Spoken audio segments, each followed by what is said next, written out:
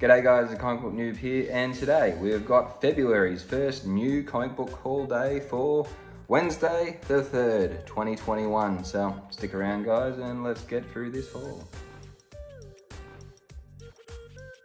Alright guys, the comic book noob here, and like I said, we've got the first new comic book day haul for February 3rd, 2021. Well, first for the month of February anyway, so supposed to be a bit of a light week, or I'm supposed to be sort of, keeping close tabs on what I've been picking up lately. Yeah, I spent a shitload again. So without further ado, let's get through this haul. But before I do guys, just remember to like and subscribe. So here we go. Alright, first off the bat, we've got Venom 33 from Marvel.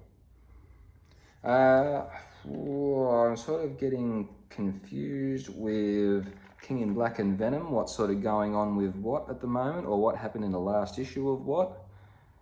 But yeah, as you can see, the whole King in Black is in full swing. Everybody's loving Venom at the moment. Don't know what's going on with Eddie Brock just yet. Are they going to kill him off? Is it going to be Dylan that, takes over the mantle? I don't think anybody really knows. And the next one, Venom versus Carnage #2. And that's a cool cover. I really like that cover. I was almost not going to pick this up. The last issue I didn't really like until like the very last panel. The very last panel happened and MJ turned into Carnage, and that was pretty sweet. So that's a pretty cool cover there. There's a lot of like pretty cool variants and things like that. As you can see there's like the MJ Carnage and Venom. Yeah, I mean, I wasn't digging it till pretty much right at the end. It looks like it's going to be a pretty good battle. Like, this is right at the start of the comic too, so I'm not giving away too much there. Unless you haven't read the first one, but if you haven't read the first one, not a lot goes on. Basically, Venom swings around and then MJ eventually turns into Carnage. That's it. So let's get on with it. We've got Strange Academy #8. Man, the last issue was fucking awesome. That only just come out last week or the week before? Whenever it did, but man, yeah, that was really, really good. Like, such a good book. I'm just trying to, because I don't want to give away much, but anyway, we've got the artwork there by Roberto Ramos does the artwork. Scotty Young writes the book. But yeah, I was expecting this when it first came out, this to be okay, and then it was like, yeah, it's pretty good. But yeah, where shit's starting to go, like what's sort of just happening, man, Strange Academy 7 was awesome. Favorite book of last week, or whenever that book came out. But yeah, if you're not on Strange Academy, yeah, jump on it. You're probably not going to find a first print of issue 1 cheap either, but if you can pick the trades up, pick the trades up. If you just enjoy reading comics for the stories like I do, pick it up if you missed out on it, because it's pretty awesome. That definitely wasn't an alcoholic drink. Next, still continuing along with Marvel, we've got the Immortal Hulk #43. Almost said 34. Yeah, I'd be lying if I was going to say this isn't confusing in parts, but I haven't been on it I've maybe been on this for maybe 10 issues now. It's been cool, but it does get confusing in parts. There was a lot of issues that came out that sort of revisited older issues that sort of tied into what's going on now, mainly with David Banner, Bruce Banner's father. But yeah, Immortal Hulk has been pretty cool. And this isn't the weirdest thing that's happened in one of the books, but yeah, there's always like some outrageous battle, but normally between Gamma mutants, Gamma people, Gamma whatever the Hulk is. There's usually battles between that. But yeah, the Immortal Hulk has been awesome. Now, I wasn't going to pick this up this week, But I really enjoyed the way the last volume finished. So, God damn it, I jumped. I ummed and ahed and said I wasn't going to pick this up. I was going to leave it at the first volume, and that was it. But I picked up The Legend of Shanxi, #1. The first one, it wasn't too bad. It wasn't great. I mean, it got better as it went along. But yeah, this sort of seems like it's gonna take off where the last one finished off, as you'd expect. Sometimes that doesn't always happen, but yeah, I mean, I guess it looks pretty cool. I don't want to show you that other panel, but yeah, something's definitely going on there. So it does look cool. With what happened in the last issue of the last volume, yeah, that was enough to sell me on this one. I think there's only another 5-part series as well. So on we go, and this has been really cool as well. I'm a biased Warhammer fan. Marnius Calgar #4. This is 5 or 6-part series. This just follows a part of like the Space Marines, and if you know anything about Warhammer, it's Space Marines battle these Chaos soldiers, I guess. Or I mean, they're marine, like big marine machine things. Like, yeah, I'm a pretty big fan of most Warhammer things, and this has been pretty good. This is as I'd expect a Warhammer comic to be, so that was pretty cool. Next, we've got Hellions 9. This is in a board and bag. Normally the stuff on my pull list isn't board and bagged, but yeah, this was missing. I just sort of picked it up. But anyway, it is what it is. All right, now we're on to DC. So, a book that I wasn't really enjoying, the first one, Harley Quinn #2 for Future State. Yeah, I mean, like I said, I like Simone DeMio's artwork. I mean, that's a pretty good panel there. But I don't feel, like you see, it gets very blurry and stuff like that. I don't feel his style of artwork suits this book. The story's not bad. I mean, the artwork actually does start to look a lot clearer in some of these other panels than what the first book did. So maybe that's good moving forward. So, and this actually only collects the Harley Quinn story, if I believe. There's no other like stupid stories in the back that you don't want to fucking read. Sorry about that lash out there. Anyway, we got Swamp Thing #2. And I'm pretty sure Ram V is doing like an ongoing series for Swamp Thing once Future State wraps up. So I'm a big Swamp Thing fan. Justice League Dark, like Ram V was finishing off Justice League Dark once James Tynion left the series. So they've been searching for humans. They just found a human, but could he talk? I can't really remember. But anyway, he's got his own little little tree gang people there as well that's followed him to find humans, and they've found humans. And I think if you're planning like me to jump on the Swamp Thing once Future State finishes, this is probably like essential to read to sort of know where the story like eventuates from, I guess. So yeah, we also picked up the variant cover for it, so that's pretty cool there. And this one, this is sort of getting better. I didn't mind the next Batman. This is #3, but then like you see down there, you've got like The Outsiders and Arkham Knights. There's like 2 other short stories in this. I am not digging the short stories in these books. Like most of them, I think like one's been all right, but for the most part, yeah, they haven't been that good. And the thing it does, like, sort of let this down too. I mean, I'm buying it for the next Batman, this Tim Fox run that they're doing, like 4 series or 4 parts of 4.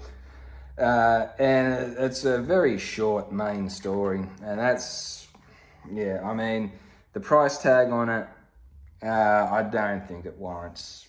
Like, I'm picking it up just so I've got the first four I got a complete volume. That's what I'm trying to like spit out at the moment. The next one, and I'll be honest, I didn't dig this as much as everybody else dug. Like, everybody else, like, seemed to love it. I wasn't that big on it, but we've got Future State Wonder Woman #2 with the Yara Flores? Can't remember her name, but it wasn't bad. Yeah, like, the artwork's cool. But, yeah, I mean, maybe the story sort of will get better in this issue. But yeah, it was okay, but I mean, everyone was going on about how good this book was. It's all right, it's okay. And I think there is a short story in this one as well. I'm not really sure. Maybe there's not, but anyway, Wonder Woman #2. Next off, we have got ManBat. Now,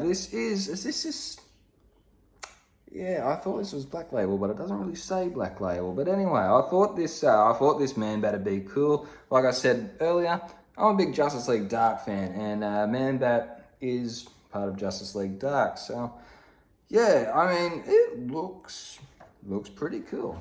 The artwork looks pretty cool. I wouldn't say ManBat is my favorite character. But yeah, I mean, yeah, it looks cool. And who writes this? Will Gazold. I'm not even going to attempt to pronounce that name there. But yeah, the cover's cool. The artwork looks cool. Like I said, fan of Justice League Dark, so I kind of want to jump on board with the characters that were a part of that team. So yeah, picked it up. All right, on to the indie books now, and I'll start with this one. And this one was given to me for free by my LCS dude. He was giving it away free to regulars. Now this is called Extreme Champion Tournament. So yeah, this is like another like local Australian comic, and I've got no idea what it's about. It looks pretty gladiatorial.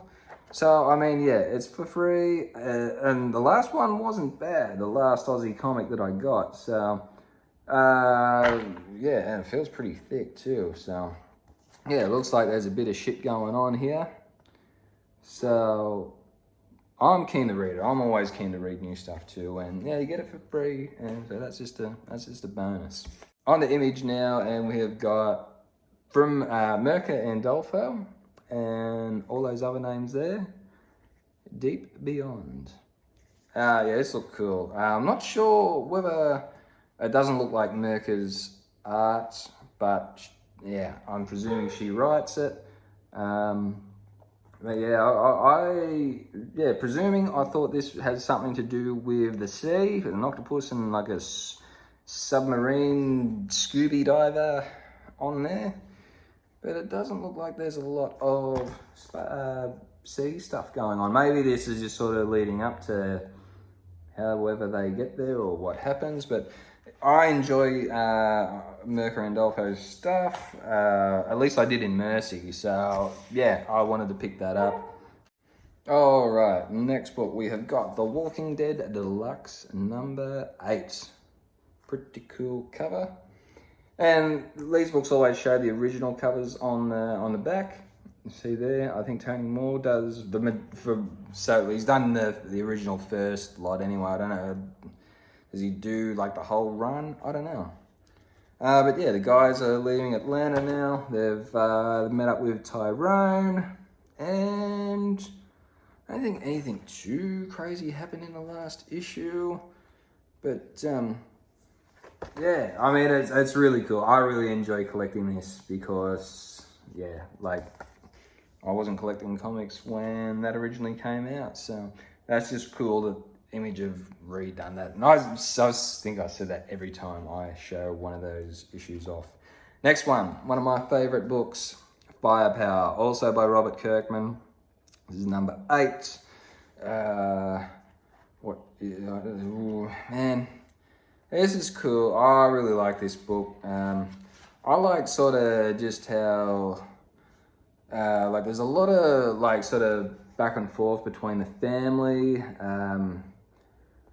And I enjoy it. I really enjoy this book. There's some issues, there's not a lot of action in it, but there's a lot of, there's like this book, there's like, there's a lot of dialogue with the family in there. So yeah, I enjoy it. And I don't want to show you too much with like the actual fight scenes that's going on, because I do believe that gives, it's not a spoiler, but I mean, I don't want people to see, you know, potential spoilers, say. Next off, we got Sonya Versal #1. I don't know who this cover is by. I can't read that. But anyway, yeah, we grabbed that. That was the only cover I saw, I think. So we picked that up. I forgot all about that coming out. But yeah, we picked up Sonya Versal #1. Next one. This has been pretty cool. Sea of Sorrow. This is book 3, I believe. Is it 3? Yep, just 3. Yeah, so this has been a cool book. They're trying to salvage, is it gold or a treasure that sank with this ship down at the bottom of the ocean. Yeah, it's pretty cool. There's this like big mermaidy sort of thing. Like, yeah, I don't know if you'd class this as a thriller or a horror. At the moment, it's one or the other, but it doesn't feel really too much like either. It feels more of a thriller at the moment, but yeah, it's kind of got a bit of Plunge vibes by Joe Hill when that came out. That was quite a good series. But anyway, actually, this feels like a thick book. This is Jennica 2, issue 4. So yeah, I got no idea what's going on. I'm just collecting this run, even though it would make more sense to me just to buy the trade when it comes out. But me and another dude had this discussion at the LCS today. Like, yeah, it would be much more financially beneficial to just buy trades, like when the series wraps up, especially for short stories. But we're just like, I mean, he resells comics, I don't. Yeah, I mean, I'll get to that stage eventually, but not just at the moment. Anyway, this is the last book I picked up, and it's the Last Ronin 3rd print or 2nd print. I'm not sure, but it's not the first print. I've got the first print. Like, very few people ended up getting the first print. So I just got that board and bagged and put up on the shelf. So, like, you know, I don't damage, you know, the, would you call that a spine? I'm not sure what you'd call the little fold mark there on it. So I thought, yeah, I will read this instead and potentially ruin this book rather than the first print. That's not for reselling purposes, but for, you know, just sheer, I have got like a nice mint, unopened, unread copy of The Last Ronin sitting on the shelf. So that's I thought, yeah, I didn't want to damage that book. I'd much rather damage, well, I'm not saying I'm going to damage it, but I mean, it's going to be like, you know, I'm going to be reading it. So I'm not going to be like, you know, reading it like this so I don't damage anything. Like, I'm going to be reading it. Anyway, that's enough me going on about how I'm going to read a goddamn book. So that's it for me, guys. Thanks for watching if you made it this far, and I'll see you next video.